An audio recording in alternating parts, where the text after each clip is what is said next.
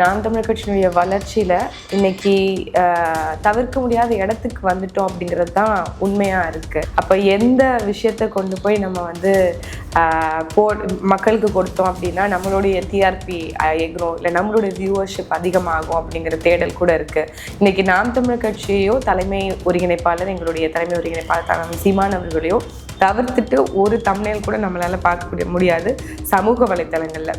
இப்போ அந்த ட்ரெண்டு கொஞ்சம் பொதுத்தளங்களில், நேஷ்னல் ஃபோரமில், சேட்டலைட் சேனல்களில் வந்து மாறி இருக்கு அப்படின்னு நினைக்கிறேன். தந்தி போன்ற முக்கிய ஊடகங்கள் வந்து நாம் தமிழர் கட்சியை குறித்து ஒரு சப்ஜெக்ட் எடுக்கிறது. ஏன்னா நீங்கள் சொன்னது போல் ஆளும் கட்சியினுடைய சறுக்கல்களை மையப்படுத்தித்தான் எப்போதும் வந்து டிபேட்ஸ் வந்து இருக்கும். அந்த இடத்துல இன்னைக்கு நாம் தமிழர் கட்சியை வந்து அவர்கள் ஒரு தனி சக்தியாக, ஒரு தனித்த கோட்பாடுடையவர்களாக, அவர்களுடைய சித்தாந்தத்தை எதிர்க்கிறதுக்கு இன்னைக்கு திராவிடம் இருக்கா, அந்த அளவுக்கு வளர்ந்துருக்கா அப்படிங்கிற அளவுக்கு விவாதங்கள் வந்து வர தொடங்கிடுச்சு. அப்போ அதை வந்து மையப்புள்ளியாக வச்சு இன்னைக்கு தந்தி எடுத்திருக்கிறது வந்து ஒரு மிகப்பெரிய வரவேற்புக்குரியது.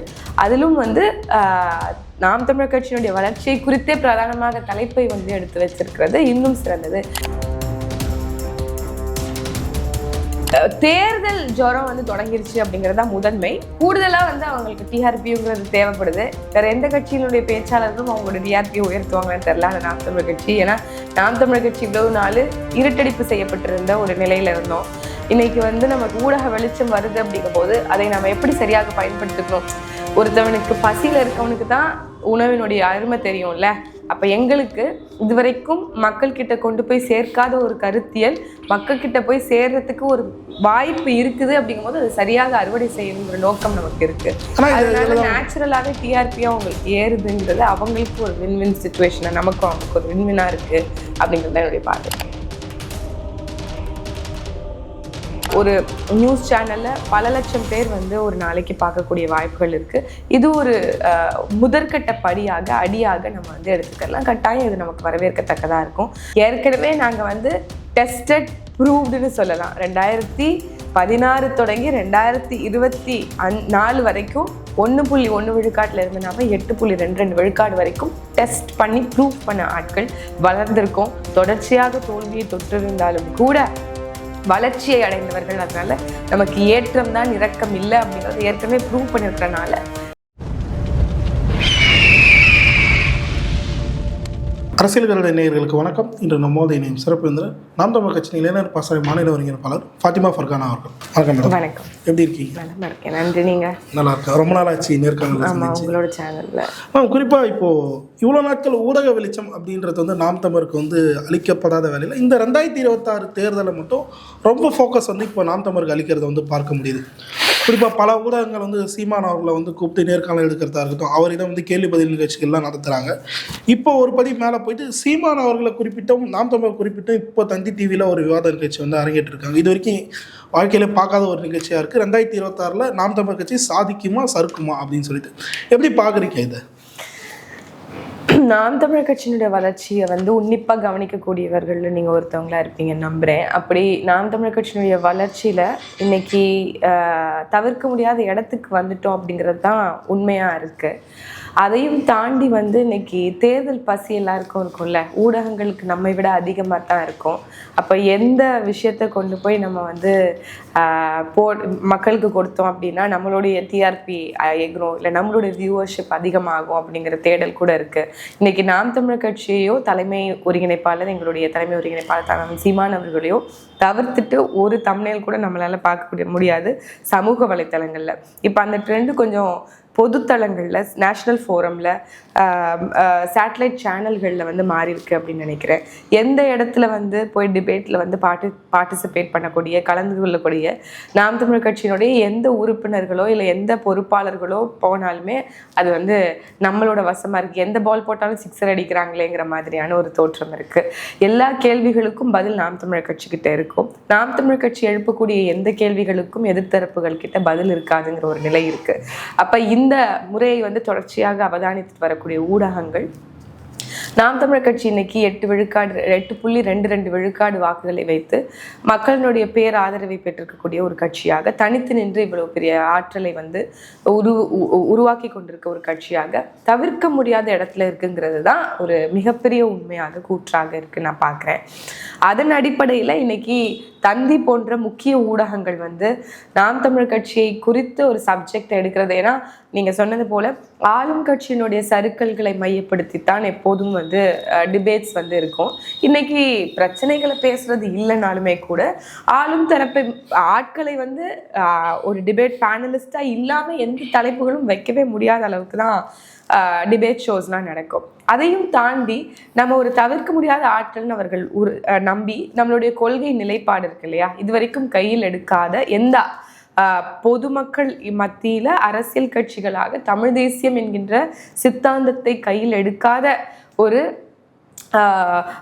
சூழல் இந்த பொலிட்டிக்கல் பார்ட்டிஸ் மத்தியில் இருக்கும்போது நாம் தமிழர் கட்சி அதில் வந்து வளர்ச்சி பெற்றிருக்கு, அதில் வெற்றி பெற்றிருக்கு.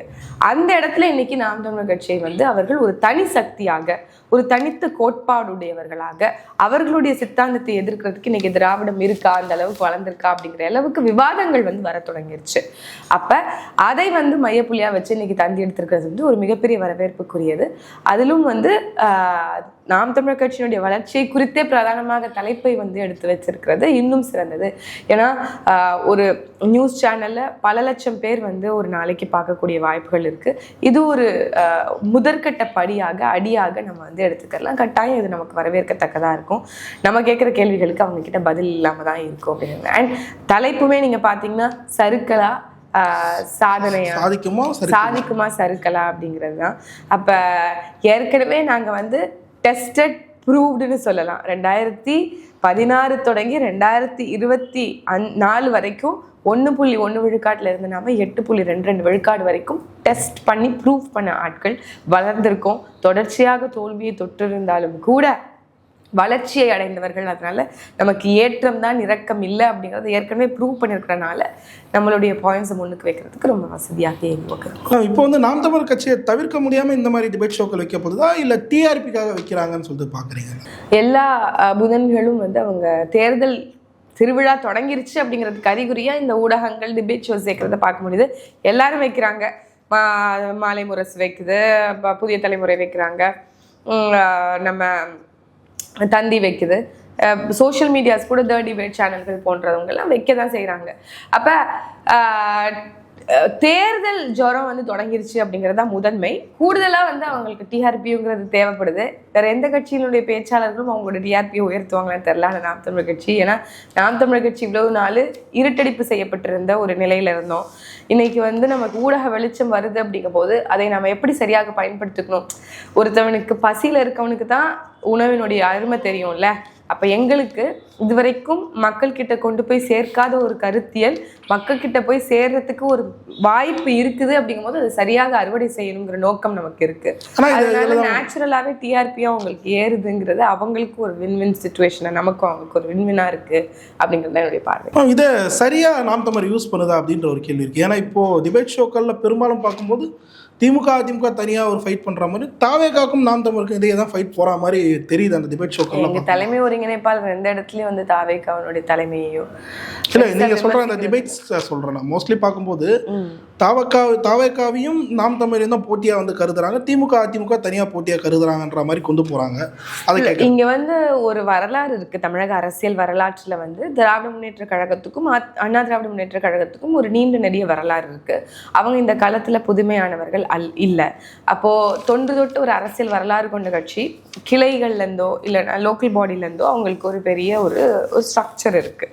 அப்படி இருக்கும்போது அவங்க தொடர்ச்சியாகவே அவங்களுடைய ஒரு ஸ்ட்ரக்சரை வச்சு வெற்றி பெற்று வந்திருக்கிற மாறி மாறி வெற்றி பெற்று வந்திருக்க 2 கட்சிகளாக இருக்குது. அப்போ அவங்க தனியாக வெற்றி பெறலை, கூட்டணி வைத்து தான் வெற்றி பெற்றிருக்காங்க. இருந்தாலும் கீப்பிங் தட் அசைட், அதாவது அந்த கூறுகளை தனியாக வைத்து அவர்களை பார்த்தாலுமே கூட இங்கே பெரும்பாலாக திராவிட முன்னேற்ற கழகமோ இல்லை அண்ணா திராவிட முன்னேற்ற கழகமோ தான் வெற்றி பெற்று இன்னைக்கு வரைக்கும் ஆண்டுகிட்டு இருக்கக்கூடிய கட்சிகளாக இருக்குது. அப்போ அவங்க 2 பேரையும் பிரதானப்படுத்தணும் அப்படிங்கிறது நோக்கமாக இருக்கலாம். ஆனால் அதுவே தொடர்நிலையாக இருக்காது. அதுக்கு ஒரு மாற்று வருங்கிற சக்தியாகத்தான் நாம் தமிழர் கட்சியினுடைய அரசியல் இருந்துட்டு இருக்கு, இப்பவும் இருக்குது. அப்போது அதனுடைய தொடக்க புள்ளியாக நம்ம 2016 அரசியல் தேர்தல் அரசியல நம்ம களமிறங்கியாச்சு, பொது தேர்தல்களில் களமிறங்கியாச்சு. அப்ப நம்ம வந்து நம்மை ஒரு எதிராளியாக நாம் தமிழர் கட்சியை ஒரு கட்சியாக அங்கீகரித்ததுக்கு பிறகு அவங்கள ஒரு ஃபேக்டராக எடுத்துக்க வேண்டிய நிறைய பாயிண்ட்ஸ் நம்மளால முன்வைக்க முடியும். ஆனால் தமிழக வெற்றி கழகத்தை பொறுத்த வரைக்கும், டிவிகேவை பொறுத்த வரைக்கும் எந்த ஃபீல்ட் டெஸ்ட்டையும் ப்ரூவ் பண்ணாதவங்க, ஆனால் அவங்களுக்கு இயற்கையாகவே ஒரு அட்டென்ஷன் இருக்குங்கிறத நம்மளால பார்க்க முடியுது. அப்போ இதனுடைய நோக்கம் என்ன அப்படின்னு கொஞ்சம் போய் ஆய்வு பண்ணி பார்த்தோம் அப்படின்னா, அவங்களுக்கு இருக்கக்கூடிய மிதமிஞ்சி அளவில் இருக்கக்கூடிய திரை கவர்ச்சி. ஏற்கனவே அவர் ஒரு எஸ்டாப்ளிஷ்ட் ஸ்டாராக இருக்காரு, அவர் திரைத்துறையிலேருந்து நேரடியாக வந்தவராக இருக்காரு. அது கூடவே அவர் ஒரு படத்துலேயே 200 கோடி 300 கோடி சம்பாதிச்சவங்கன்னு சொல்லும்போது இயற்கையாகவே அவங்களுக்கு பணப்பின்புலம் இருக்கு.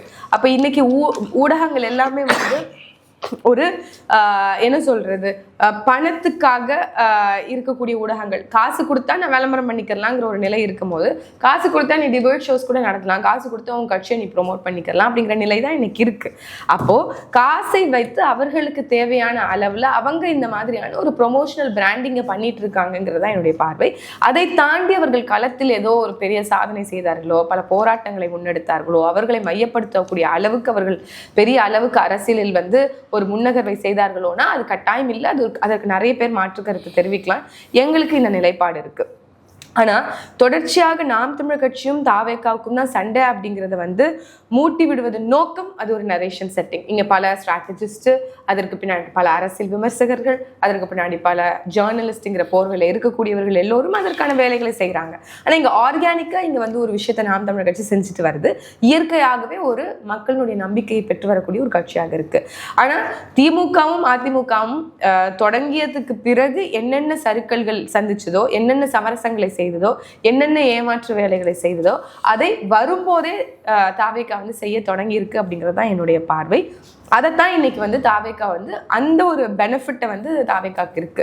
பணபலத்தை வைத்து, அவர்களுக்கு இருக்கக்கூடிய மிதமிஞ்சிய ஊடக வெளிச்சத்தை வைத்து அவர்கள் ஈஸியா வந்து லாபி பண்றாங்க அப்படிங்கிறது மேலாப்ல பார்க்கக்கூடிய எல்லாருக்குமே தெரியும். அரசியல்ல இன்னும் ஆழமாக பார்ப்பவர்களுக்கும் இது புரியும் அப்படின்னு நினைக்கிறேன். இந்த விஷயத்தை நாம் தமிழர் கட்சி எப்படி டேக்கிள் பண்ண போகுதுன்ற ஒரு விஷயம் இருக்கு. ஏன்னா ஆல்ரெடி ஏடிஎம்கே, டிஎம்கே போன்ற மிகப்பெரிய கட்சிகளை எதிர்த்து ஆரசியல்ல கிட்டத்தட்ட 9 ஆண்டுகள் ஆயிருக்கு, 1-8% வரதுக்கு.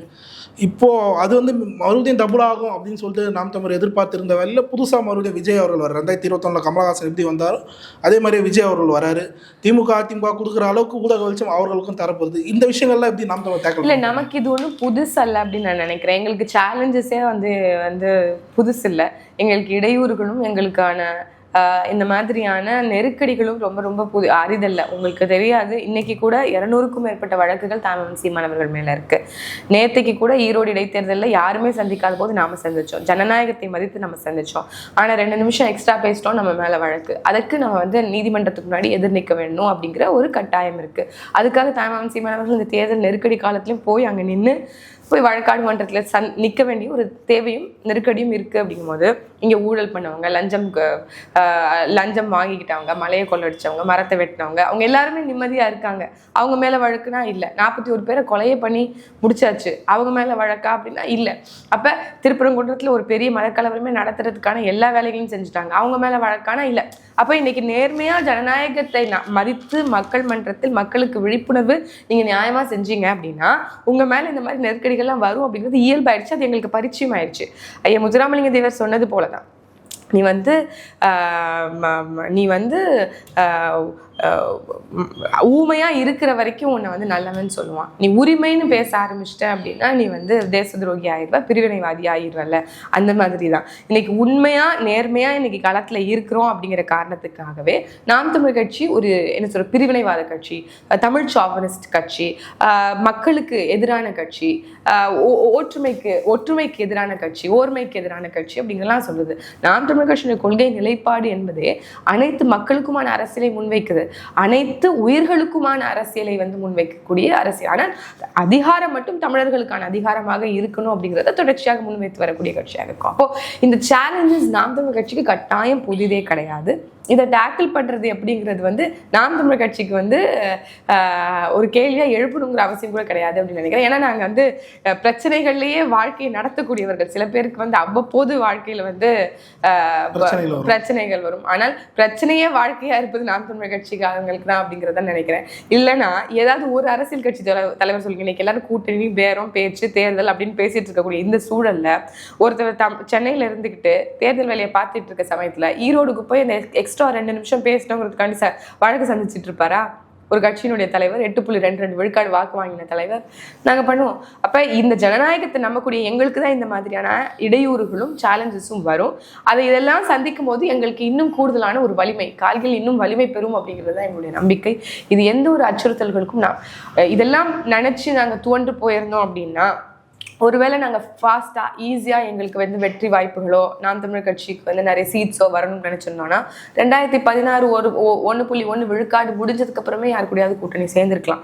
ஏன்னா இன்னைக்கு அரை விழுக்காடு, 1/4 விழுக்காடு வைத்திருக்கிறவர்களுக்கே பெரும் அளவில் கோடிக்கணக்கில் வந்து பேரம் பேசி அவர்கள் வந்து அவங்க ஒரு கட்சியோட கூட்டணி வைக்கக்கூடிய அளவுக்கு அவர்கள் பெற்றிருக்கிறாங்க. நிறைய கட்சிகள் உதாரணத்துக்கு சொல்லலாம்.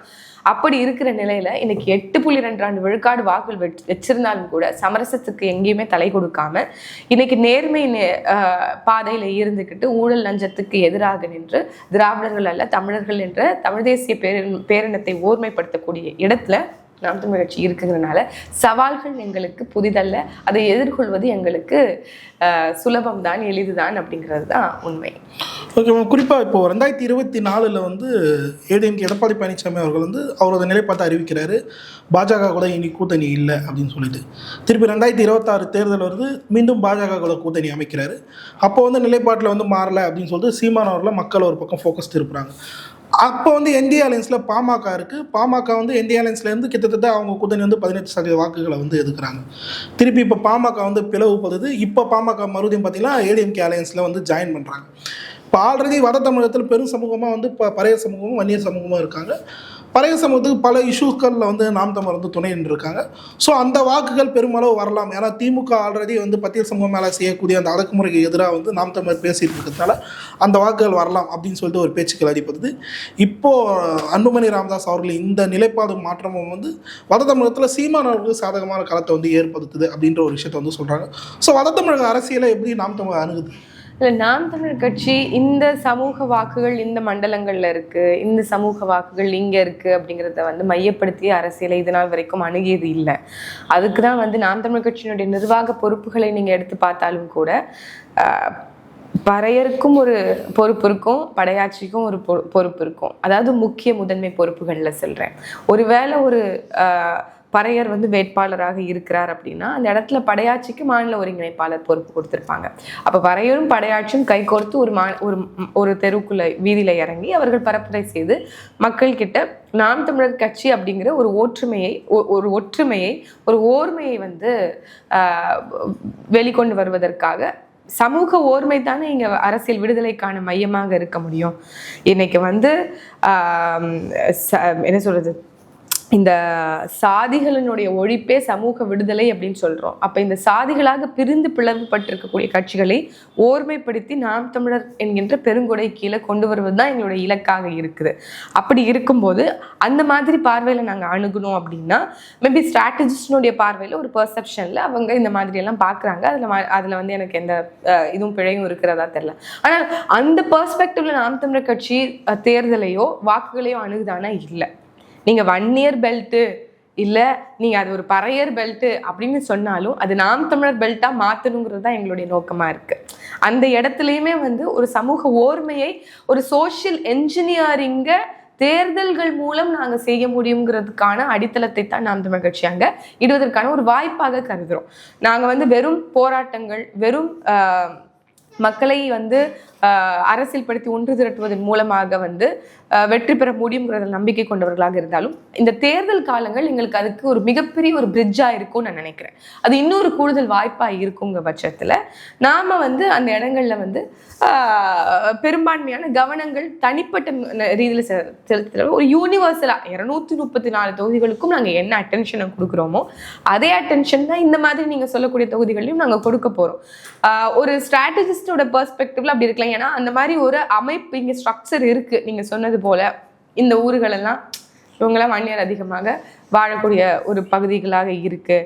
அங்கே வந்து அவங்களுக்கும் இவங்களுக்கும் ஒரு வேற்றுமை இருக்குது. ஆனால் இங்கே நம்ம இந்த லாபியை பண்ணோன்னா இங்கே இந்த வாக்கு அறுவடை பண்ணலாம் அப்படின்னு இருக்குல்ல, அங்கே இந்த லாபி இருக்கக்கூடாது, அங்கே எல்லாரும் ஒற்றுமை ஆகணும், யார் வந்தாலும் அங்கே நல்ல ஆட்சி கொடுப்பாங்க அப்படிங்கிற ஒரு எண்ணம் வரணும் அப்படிங்கிற அரசியல் விழிப்புணர்வை புரிதலை மக்களுக்கு ஏற்படுத்தக்கூடிய பணியில தான் நாம் தமிழர் கட்சி இருக்குது.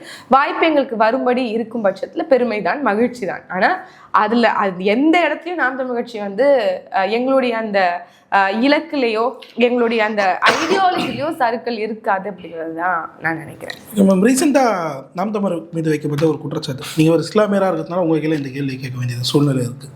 சமீபத்தில் பெரியாருக்கு எதிராக வந்து இஸ்லாமியர்களை வந்து சீமானவர்களை பயன்படுத்துகிறாரு அப்படின்ற ஒரு குற்றச்சாட்டு வந்து வைக்கப்படுது. எப்படி பார்க்குறீங்க? என்ன காரணம்னு நினைக்கிறீங்க? இல்லை, இன்னைக்கு வந்து ஒட்டுமொத்தமாக திராவிட முன்னேற்ற கழகம் வெற்றி பெறுவதற்கான முக்கிய காரணமாக ஐயா ஈவேராவை அவர்களை வந்து ஒரு கேடயமாக பயன்படுத்துகிறாங்க. எது எடுத்தாலும் இது சமூக நீதி மண், இது பெண்ணியம் காத்த மண், இது வந்து பெரியார் மண் அப்படின்னு சொல்லி அவர்கள் தரப்பு வாதத்தை வந்து இல்லை அவர்களுடைய குற்றங்களை மறைப்பதற்கு ஒரு கேடயமாக ஐயா ஈவேராவை பயன்படுத்துவதை நம்மளால பார்த்து கொண்டிருக்க முடியுது. அப்ப திமுக தொடர்ச்சியா வெற்றி பெறுவதற்கு காரணமாக யார் இருக்கிறாங்க அப்படின்னா, ஒரு சாலிடான ஓட் பேங்கா இருக்கக்கூடிய இஸ்லாமிய பெருமக்கள். அப்ப இஸ்லாமியர்களை வெறும் வாக்கு வங்கியா பாக்குது அப்படிங்கிறது நாம் தமிழர் கட்சி வைக்கக்கூடிய ஒரு குற்றச்சாட்டு. அது ஒரு புறம் இருக்கட்டும். ஆனால் இங்க நாம என்ன சொல்றோம்னா, அந்த இஸ்லாமியர்கள் விழிப்புணர்வு பண்ணக்கூடிய ஒரு வேலையில் நாம் தமிழர் கட்சி இன்னைக்கு இருக்கு. ஏன் இஸ்லாமியர்கள் தொடர்ச்சியாக வாக்கு செலுத்துறாங்க அப்படின்னா, இங்க வந்து பெரியார் தான் வந்து என்ன சொல்றது, சாதி இழிவு நீங்க இஸ்லாமிய அருமருந்துன்னு சொன்னாரு, வரவேற்கத்தக்கது அவர் சொன்னார். ஆனா பிற்காலங்கள்ல அவருக்கும் ஐயா ஜின்னா அவர்களுக்கும் ஏற்பட்ட முரணின் காரணமாக ஒட்டுமொத்த இஸ்லாமிய சமூகத்தையே தூத்தி இருக்கிறார் அப்படிங்கிறது தான் உண்மை. அப்ப அதற்கான மனவலியெல்லாம் எங்களுக்கு இருக்கும்ல, அதை மக்களுக்கு எடுத்துக்க. நீங்க யாரை வச்சு இவர்னாலதான் நாங்க திமுக வந்து இப்படி இருக்கு, அதனால இஸ்லாமியர்கள்லாம் வாக்கு இங்கதான் கொடுக்கணும் அப்படின்னு சொல்லிட்டு மக்களை இமோஷனல் அரெஸ்ட் பண்றீங்கல்ல, அதுல இருந்து ஒரு விடுதலை கொண்டு வர்றது தான் நாம் தமிழர் கட்சி வேலை செய்யுது. அப்ப இங்க யாரை நீங்க பிம்பமாக கேடயமாக நீங்க இங்க உருவாக்குறீங்களோ அவருடைய முகத்திரையை இன்னைக்கு அம்பலப்படுத்துவதற்கான தேவை ஏற்பட்டிருக்கு அப்படிங்கிறத நம்ம பார்ப்போம். யாருமே மனித புனிதர் இல்லை. ஐயா ஈவேரா அவர்களுடைய கூற்றுப்படியே எல்லாருமே வந்து விவாதத்துக்கு உட்பட்டவர்கள், எல்லாருமே வந்து விமர்சனத்துக்கு உட்பட்டவர்கள். என்னை கூட நீங்க வந்து பிற்காலத்துல விமர்சிக்கலன்னு அவர் சொன்னது தானே, அதைத்தான் இன்னைக்கு சொல்றோம். ஐயாவுடைய எழுத்துகள், குடியரசு, விடுதலை, இல்லை அவருடைய மொழி போன்ற புத்தகங்களை எடுத்து பார்த்தோம் அப்படின்னா எவ்வளவு முரண்பட்டு கருத்துக்களை எடுத்து வச்சிருக்கிறாருங்கிறத நம்ம இன்னைக்கு முன்னுக்கு வைக்கிறோம். இஸ்லாமே அருமருந்து என்று சொன்ன ஐயா ஈவேரா அவர்கள் தான் பிற்காலங்களில் பார்ப்பனர்களுக்கும் இஸ்லாமியர்களுக்கும் வாய்ப்பு கொடுத்தது சாணியில மிதிக்க நினைச்சு மலத்துல மிதிச்ச கதையா மாறி இருக்குன்னு சொன்னவர். அப்ப அது இழிவுபடுத்துவதாக இல்லையா அப்படிங்கிற கேள்வியை நாங்க முன்னுக்கு வைக்கிறோம். இல்ல அது வந்து அவர் அதுக்கப்புறம் இப்படியெல்லாம் சொல்லியிருக்கிறாரு, இல்ல அவர் சொன்னதுக்கு வருத்தம் தெரிவிச்சிருக்கிறாரு அப்படிங்கிற எதிர்வினை உங்ககிட்ட இருந்ததுன்னா எடுத்து வைங்கன்னு நம்ம சொல்றோம். அதற்கு பிறகு நம்ம வந்து இஸ்லாமியர்களுக்கு அதிக வாய்ப்பு கொடுத்துட்டோம், இங்க இஸ்லாமியர்களுக்கு என்ன வேலை, நீங்க போங்க ஆப்கானிஸ்தானுக்கு போங்க, நீங்க வந்து பாகிஸ்தானுக்கு போங்க அப்படின்னு சொல்லி இஸ்லாமியர்களை இன்னைக்கு நீங்க சொல்றீங்கல்ல, ஒரு அச்ச உணர்வு சூழல்ல இஸ்லாமியர்கள் இருக்கிறாங்க. அப்ப அவங்களுக்கு பாதுகாப்பு கொடுக்க வேண்டியது திமுகவுடைய கடமை அப்படின்னு சொல்றீங்களா? அன்னைக்கு உண்மையாகவே வந்து சுதந்திரம் பெறுவதற்கு அந்த காலகட்டங்கள்ல 17 விழுக்காடு வரைக்கும் இஸ்லாமியர்களுக்கான வாய்ப்புகள் இருந்தது, அதாவது அதிகார பகிர்வில். ஆனால் அது குறைந்து 3 விழுக்காடு வரைக்கும் வந்திருக்கு அப்படின்னா அதற்கு காரணம் யாருன்னு கொஞ்சம் வரலாற்றை திரும்பி பின்னோக்கி பார்க்க வேண்டியது தேவையா இருக்கு. அப்ப இது எல்லாமே ஒரு சமரசங்களுக்கு உட்பட்ட ஒரு கூற்றாக இருக்கு. நீங்க ஐயா பெரியார் ஈவேரா அவர்களை முன்வைத்து நீங்கள் ஒரு அரசியல் செய்யறீங்க அப்படிங்கிறத நாங்க அமலப்படுத்துறோம். இல்ல இது பொய்ங்க அப்படின்னு நீங்க ஒரு வாதத்தை கொண்டு வாங்க. ஏன்னா இன்னைக்கு பல எழுத்துக்கள் வந்து வெளியிடப்படாமலே இருக்கு. அதை அரசுடைமை ஆக்குங்க, நாட்டுடைமை ஆக்குங்க, அதை எடுத்து நாங்கள் வாசிச்சு நாங்கள் வந்து அதுக்கான ஒரு விவாதத்தை நீங்கள் ஏற்படுத்துங்கன்னு சொல்கிறோம். அந்த கருத்துக்களை எல்லாம் எடுத்து அவர்கள் விவாதிக்கிறதுக்கு தயாராக இல்லை. மாறாக தனிநபர் விமர்சனத்தை மீண்டும் மீண்டும் வைக்கிறார்கள். நீ எப்படி பெரியாரை திட்டலாம்? அதாவது பெரியாரை திட்டுறதுங்கிறது ரொம்ப ரொம்ப தவறு. நீ இறைவனை கூட, நீ நாத்திகனா கூட இருந்துக்கலாம், ஆனால் பெரியாரை திட்டக்கூடாது அப்படிங்கிறது இஸ்லாமியர்கள் என்ன பார்வையில புரிஞ்சுக்கணுங்கிற கேள்வியை நாங்க முன்னுக்கு வைக்கிறோம். நீ வந்து நாத்திகனா ஸ்கார்ஃப் போடாம கூட நீ திமுகவில் வந்து இருந்துக்கலாம், ஆனா நாம் தமிழர் கட்சியில தலையில துண்டை போட்டுட்டு பெரியாரை திட்டக்கூடாது அப்படிங்கிறது என்ன மாதிரியான பகுத்தறிவு அப்படின்னு நம்ம அவங்க கிட்ட கேட்க வேண்டியதா இருக்கு. நான் ஒரு மார்க்கத்தை நம்பிங்க நிக்கிறேன், என் மார்க்கம் சொல்லக்கூடிய வழிமுறைகளை நான் பின்பற்றுறேன், என்னுடைய ஜூரிஸ்டிக்ஷனுக்கு உட்பட்டு, என்னுடைய கட்டுப்பாடுகளுக்கு உட்பட்டு நான் புரிந்து நான் இதெல்லாம் செய்கிறேன் அப்படின்னா, நான் இதில் ஸ்கார்ஃப் போட்டு பேசுறது தான் உனக்கு பிரச்சனை அப்படின்னா, அப்போ அதில் எங்கே இருக்கும் உன்னுடைய பகுத்தறிவு? என்னுடைய சுதந்திரத்தை தீர்மானிப்பதற்கு நீங்க யாருன்னு கேட்க வேண்டிய கேள்வி இருக்குல்ல. நீ எப்படி ஸ்கார்ஃப் போடாம, தலையில தாவணி போடாம இல்லாம நீ ஒரு முஸ்லிம் பேரை வச்சுக்கிட்டு நீ நாத்திகர்னு அறிவிச்சுக்கிட்டு பெரியாரை போற்றி புகழலாம்ங்கிறது உங்களுக்கு சரி அப்படின்னா, ஸ்கார்ஃப் போட்டுட்டு பெரியார் இதெல்லாம் சொல்லியிருக்கிறாருன்னு அவர் சொன்னதை எடுத்து மேற்கோளிட்டு காமிக்கிறதுக்கு எங்களுக்கும் உரிமை இருக்குல்ல. அதைத்தான் நீங்க செய்யறோம். அதை விட்டுட்டு நீங்க என்ன பண்ணுவீங்க? பேசிருச்சு பாருங்க, இந்த பொண்ணுக்கு எப்படி இந்த தகுதி இருக்கு, உங்க அம்மா உன்னை இந்த மாதிரி வெளில விட்டதுக்கு காரணமே பெரியார் தான், இன்னைக்கு உன் பாட்டி என்ன சொல்றது, இந்த ஊதுகுழாயில ஊதிக்கிட்டு இருக்கானா அதற்கு காரணமே பெரியார் இல்லைன்னா இன்னைக்கு நீங்க எல்லாம் இப்படிலாம் பேசிக்கிட்டு இருப்பீங்களா? எல்லா சமூக சீர்திருத்தத்துக்கு காரணமே ஐயா ஈவேரா மட்டும்தான் அப்படின்னு சொல்லுவதை நம்ம எதிர்க்க வேண்டியதா இருக்கு. இன்னைக்கு எத்தனையோ முன்னோர்கள் அதற்காக அரும்பாடுபட்டவர்களாக இருக்கிறார்கள். உண்மையாக கோயில் நுழைவு போராட்டத்துக்கு போராடிய வைத்தியநாத ஐயர் இருக்கிறாரு, அவர் இருக்கிறாரு. அதே மாதிரி ஐயா யோதிதாச பண்டிதரும் செஞ்சிருக்கிறாரு, ஐயா முத்துராமலிங்க தேவரும் செஞ்சிருக்கிறாரு. ஏன் நீங்க இவங்க எல்லாரையுமே முதன்மைப்படுத்தி காட்டல? அப்போ திராவிடம் என்கின்ற இந்த ஒரே ஒரு வார்த்தையை வச்சுக்கிட்டு தமிழர் அல்லாதோரை ஆள்வதற்கு பயன்படுத்தக்கூடிய நீங்கள் அதே மாதிரி ஒரு தலைவரையும் வச்சுக்கிறீங்க அப்படிங்கிறது தான் உண்மை. அதுதான் உண்மை. அப்ப அது இல்லை, இங்க எண்ணற்ற முன்னோர்கள் நமக்கு இருக்கிறாங்க, எல்லாருடைய வரலாறுகளும் இங்க அவசியப்படுது. நீங்க எப்படி எவ்வளவு இம்பார்ட்டன்ஸை நீங்க அண்ணாவுக்கும் ஐயா பெரியார் அவர்களுக்கும் இன்ன பிற தலைவர்களுக்கும் காட்டுறீங்களோ, இன்னைக்கு முழுக்க முழுக்க வேற தலைவர்கள்லாம் அவங்க காட்டுறது இல்லை, முழுக்க முழுக்க காட்டுறது ஐயா பெரியார் அவர்கள் தான். சரி, இதே திராவிட முன்னேற்ற கழகம் ஐயா பெரியாரை தூக்கி பிடிக்கக்கூடிய அளவுக்கு அண்ணல் அம்பேத்கரை தூக்கி பிடிக்குதா? இல்லை. அப்ப அது ஏன் நம்ம கேட்க வேண்டிய அவசியம் இருக்குல்ல. அப்போ நாங்க இவங்க எல்லாருமே எங்க முன்னவர்கள்னு சொல்றோம். இந்த முன்னவர்கள் எல்லாரையும் இந்த மக்கள், இந்த வரக்கூடிய தலைமுறைகளுக்கு சொல்லி கொடுங்களேன். ஏன் ஒரு சமூகத்துக்கு நம்மளுடைய தமிழ் முன்னோர்களுடைய வரலாறே தெரியாம வளர்த்து வைக்கிறீங்க? அப்ப நம்மளுடைய இன உரிமையும் இன பெருமையும் சொல்லி கொடுக்காதனால, மொழி உணர்வும் மொழி பற்றும் மக்களுக்கு இல்லாதனால, இந்த மண்ணின் மீது இருக்கக்கூடிய அன்பு இல்லாதனால அடிக்கடி நம்ம வெளிநாடுகளோட ஒப்பிட வேண்டியதா இருக்கு. அங்க எவ்வளவு டிசிப்ளின்டா இருக்காங்க, அங்க எவ்வளவு மரியாதையா இருக்காங்க, அங்க எவ்வளவு இணக்கமா இருக்காங்க, நம்ம அடிக்கடி ஒப்பிட்டு பாக்குறோம். இங்க எல்லாரும் இஷ்டத்திருக்காங்க. ஒரு கழிப்பறைக்கு போனா கூட கழிப்பறை சுத்தமாக இருப்பதில்லை. காரணம் என்ன? இந்த உண்மையான ஆட்சியாளர் பெருமக்கள் இல்லை. ஏன் ஆட்சியாளர்கள் உண்மையானவர்களாக இல்லை? ஏன்னா அவங்களுக்கு இந்த மண்ணின் மீது நம்பிக்கை இல்லை, மண்ணின் மீது அக்கறை இல்லை, மண்ணின் மீது அன்பு இல்லை. இப்படிதான் நம்ம பார்க்க வேண்டியதா இருக்கு. என்னதான் மொழி வழியாக மாநிலங்கள் பிரிக்கப்பட்டாலும் இங்க இன்னும் தமிழர்கள் அல்லாதோர் அவர்களாலேயே இந்த மண் ஆண்டு கொண்டிருக்கிற காரணத்தினாலதான் இங்க தமிழர்களுக்கான முழு உரிமையும் தமிழர்களுக்கான முழு பாதுகாப்பும் கிடைக்கல. நீங்க சொல்லக்கூடிய திராவிடம் அப்படிங்கிற கூற்றுக்குள்ளதான் பக்கத்துல இருக்கக்கூடிய கேரளா, தெலுங்கானா, ஆந்திரா, கர்நாடகா போன்ற எல்லா மாநிலங்களும் வருது. ஆனா இங்க இருக்கக்கூடிய எந்த மாநிலங்களும் திராவிடம் என்கின்ற சொல்லை தூக்கி பிடித்துட்டு இல்ல. உண்மையா சொல்ல போனா முதல்ல மொழிவாரியாக பிரிப்பதற்கு காரணமே ஆந்திராவாக இருந்திருக்கிறது. ஆனால் ஆந்திரால அவங்களுடைய கொடியினுடைய முக்கியத்துவம் அவங்களுக்கு தெரியுது. ஆனா இதே தமிழ்நாடு ஒன்று மட்டும்தான் இன்னைக்கு தமிழர்களுடைய பூர்வகுடி தமிழர்களுடைய மரபுவழி தாயகமாக இருக்கு. நம்ம கிட்ட இருந்த ஈழமும் இன்னைக்கு இல்லை. அப்ப இந்த தமிழகத்தை தமிழர்களுடைய அதிகாரத்துக்கு உட்பட்டு நிறுவனம் அப்படிங்கிறதுல நாங்க நினைக்கிறதுல என்ன தவறுங்கிறத நம்ம கேட்கிறோம். அப்ப இவங்க தமிழர் இல்லையா, அவங்க தமிழர் இல்லையா, உடனே லேப் டெஸ்ட் பண்ணிட்டோம் அப்படிங்கிற தேவையில்லாத விமர்சனங்களை திருப்பி வைக்கிறாங்க. இல்லைங்கிறதுக்கு எடுத்துக்காட்டு தான் எத்தனையோ சிக்கல்கள் நமக்கு முன்னாடி இருக்கே. இன்னைக்கு வரைக்கும் காவிரி பிரச்சனை சரி பண்ணல, இன்னும் முல்லை பெரியாற்று பிரச்சனை சரி பண்ணல, இன்னும் காவிரி கச்சத்தீவு பிரச்சனை சரி பண்ணல, இன்னும் தமிழர்களுக்கான வேலை வாய்ப்பு உறுதி செய்யப்படல, எங்கும் தமிழ் எதிலும் தமிழ்னு சொன்னது எதிலுமே இல்லை. இங்க தமிழை வளர்த்தார்களோ இல்லையோ ஆங்கிலத்தை அதற்கு இணையாக அதை விட அதிகமாக வளர்த்திருக்கிறார்கள் அப்படிங்கிறதுக்கு எண்ணற்ற சான்றுகள் இருக்கு. மணக்க வரும் தென்றலிலே குளிராயில்லை, தோப்பில் நிழலாயில்லை, தனிப்பரிதாம் துன்பமிது தமிழ் தெருவில் தமிழ்தான் இல்லை அப்படின்னு வருந்தி பாடிய எவ்வளவோ காலங்கள் கடந்தும் இன்னைக்கும் தமிழ் தெருக்கள்ல தமிழ் இல்லையே. நீங்க பின்லாந்தோ தென்கொரியாவையோ இல்ல வேற எந்த கல்வியில் சிறந்த நாடுகளை எடுத்துக்கிட்டாலும் தாய்மொழி கல்வி கற்பதுதான் சிறந்தது அப்படிங்கிறது ப்ரூவன் ரிசர்ச்சா இருக்கு. அதுல பிள்ளைங்களுக்கு கல்வி கற்றுக் கொடுக்கும் போது அந்த நாடு சிறந்த நாடாக இருக்கு அப்படிங்கிறத ப்ரூவ் பண்றாங்க. ஜப்பான் போன்ற நாடுகள், எத்தனையோ நாடுகள் இருக்கு. ஆனால் இன்னைக்கு என்ன சொல்வீங்க? இன்னைக்கு தமிழ் வழி கல்வி தான் இருக்குன்னு சொல்றீங்க. ஆனா தமிழ் வழி அரசு பள்ளிக்கூடங்கள் எப்படி இருக்கு? ஏன் இன்ஃப்ராஸ்ட்ரக்சர் சரியில்லை? ஏன் டீச்சர்ஸ் ஒரு சரியான கிரேட் டீச்சர்ஸ் உங்களால போட முடியல? ஏன் இங்க தனி ஒரு ஒரு ஒரு நோக்கம் இல்லை, இந்த மண்ணின் மீது அன்பும் அக்கறையும் இல்லை, எல்லாமே ஊழல் மயமாக ஆயிடுச்சு. மக்களையும் சேர்த்து கரெக்ட் பண்ணிட்டீங்க. மக்களை கரெக்ட் பண்ணதுல பெரும் பங்கு இந்த திராவிட முன்னேற்ற கழகத்துக்கு இருக்கு.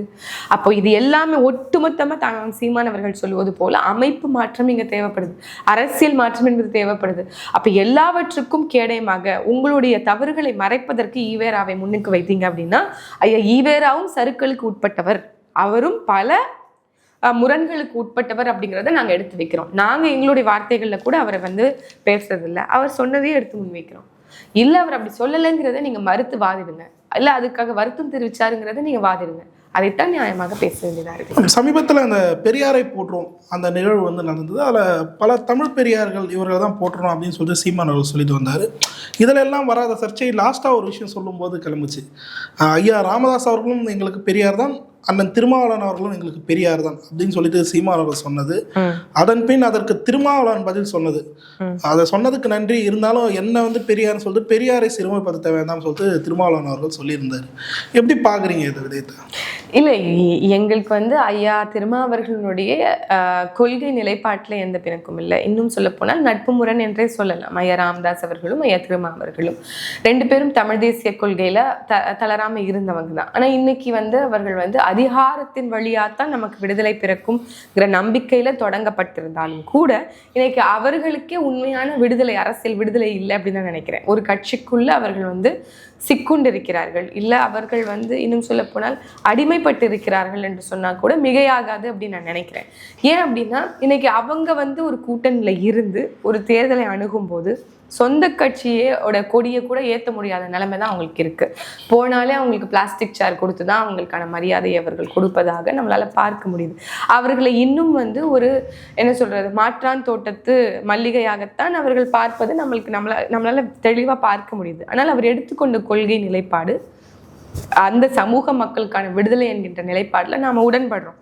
அப்ப அவர்கள் ஒரு பெரிய இயக்கத்தை உருவாக்கி அவருக்கு பின்னாடி ஒரு எண்ணற்ற இளைஞர்களை ஒரு வழியில அணிதிரட்டி அரசியல் படுத்தி அவர்கள் வைத்திருக்கிறார். அப்படிங்கும் போது அந்த விஷயத்த நம்ம வரக்கூடிய இளைய தலைமுறை பிள்ளைகளுக்கு சொல்லித்தரணும் அப்படிங்கிற நோக்கத்தோட தாங்க சீமான் அவர்கள் அந்த விஷயத்த சொன்னாங்க. அதனால ஐயா திருமாவர்கள் இன்றைக்கு அவருடைய நிலையே ரொம்ப வருத்தம் அளிக்கக்கூடிய நிலை அப்படின்னு சொல்லலாம். அவரால் சொல்றீங்களா? ஆமா, கூட்டுநிலை அவருடைய அந்த மாதிரி நிலை தானே. அவர் இன்னைக்கு எவ்வளவு நினைச்சாலும் அவரால் இன்னைக்கும் வேலைக்கு அவரால் தீர்மானமா எதுவுமே அவரால் முடிவு பண்ண முடியல. குரல் கொடுக்க முடியுது, ஆனா கூட்டணி வச்சு அவரால் எதையாவது ஒன்று சாதிக்க முடியுதா? பட்டியல், அதாவது நித்தி ஆயோக் அப்படிங்கிற ஆய்வறிக்கை, அதுல சஸ்டைனபிள் டெவலப்மெண்ட் கோல்டு அப்படின்னு தமிழ்நாடுடைய ரேங்கிங்ல தமிழ்நாடு முதலிடத்துல இருக்கு. அப்படிங்கிறத தமிழ்நாடு முழுக்க இருக்கக்கூடிய பத்திரிகைகள்ல விளம்பரம் பண்ணிச்சு திராவிட முன்னேற்ற கழகத்தினுடைய அரசு. அதே நித்தி ஆயோகனுடைய அறிக்கையின்படி பட்டியலின சமூக மக்களுக்கு எதிராக 2 மடங்கு குற்றங்கள் அதிகரித்திருக்கிறது தமிழ்நாட்டில் அப்படிங்கிற ஒரு ஆய்வு வந்திருக்கிறது. அதை குறித்து இந்த விளம்பரத்தை ஒட்டுமொத்த பத்திரிகைகளையும் விளம்பரம் கொடுக்க முடியுமா திமுக? இல்ல, அதை இந்தியாவிலேயே அதிகப்படியா பட்டியல் சமூகம் பாதிக்கப்பட்ட மாநிலமா தமிழ்நாடு இருக்கு. அதுவும் இருக்கு. 2 மடங்கு அதிகரித்திருக்குது பட்டியலின சமூக மக்களுக்கு எதிராக நடக்கக்கூடிய குற்றங்கள் அப்படின்னு நம்மளால பார்க்க முடியுது. தூய்மை பணியாளர்களுக்கு எதிராக நடக்கக்கூடிய சிக்கல், இல்ல புல்லட் பைக் ஓட்டி கையை வெட்டப்பட்ட அந்த இளைஞருக்கு எதிராக பேரணி நடத்திய இதே விசிகா மீது 150 பேர் மீது வழக்கு பதிவு செய்து இதே திராவிட முன்னேற்ற கழகத்தின் அரசுடைய காவல்துறை. அப்ப இது எல்லா சிக்கல்கள்லையும் அவருடைய நிலை எப்படி இருக்கு? பரிதாபக்குறையமா இருக்குல்ல. என்னதான் கூட்டணியில இருக்கிறோங்கிற காரணத்தினாலேயே அவர் பல விஷயங்களை அமைதி காக்க வேண்டிய நிலையாக இருக்கு.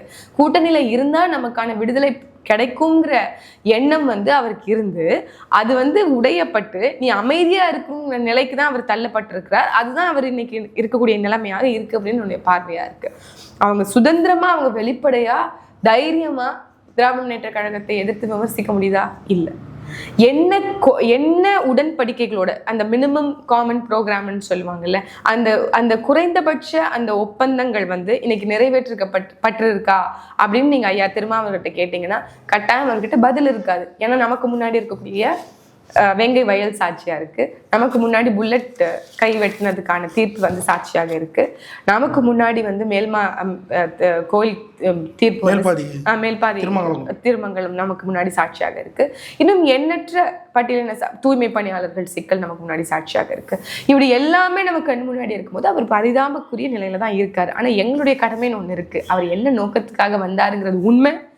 அதன்படி ஒரு கூட்டத்தை, ஒரு மக்களினுடைய திரளை சம்பாதிச்சது உண்மை.